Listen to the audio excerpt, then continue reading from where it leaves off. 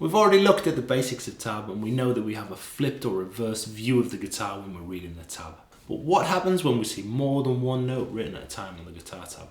How would you know whether to strum these chords, finger pick these chords all at the same time? What rhythm do we play? Should we be strumming up or down?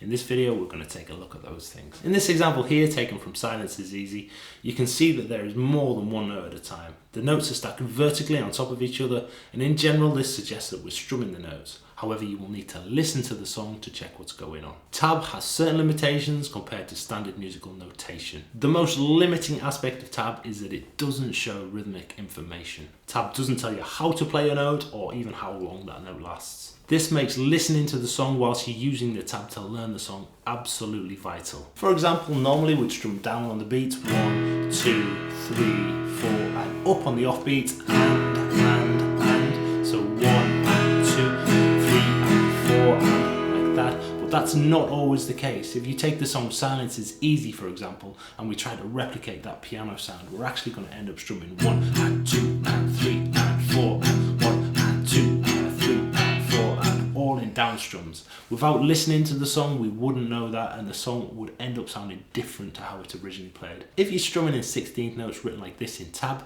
you'll usually be strumming down on the beats and the ands. 1, and 2, and 3, and 4, and the up strums come between the beats. 1, E, and 2, E, and 3, E, and 4, E. But again, this isn't always the case. This is just a generalization of what strumming is like. Having said that, playing the strumming patterns exactly as they are on the record isn't the be all and end all. The most important thing is that we're playing consistently in time. So make sure as you're strumming, you've got a constant strumming pattern with the right hand. Even if you're not playing the strings, keep strumming. You want to use the right hand as your metronome, as a kind of pendulum that never stops. This will help you stay in time whilst you're playing guitar. Another limitation tab has is that it doesn't show you which fingers to use for your chords. For the standard E and A chords, we would generally use these fingers. So we'd have second finger, second fret the A, third finger, second fret the D, and first finger, first fret the G for the E major chord, and first finger, second fret the D, second finger, second fret the G, and third finger, second fret the B for the A major chord. Because tab, it doesn't show you which fingers you should be using, you have to kind of figure this out for yourself. The best way to figure out which fingers you should be using for each chord is to experiment.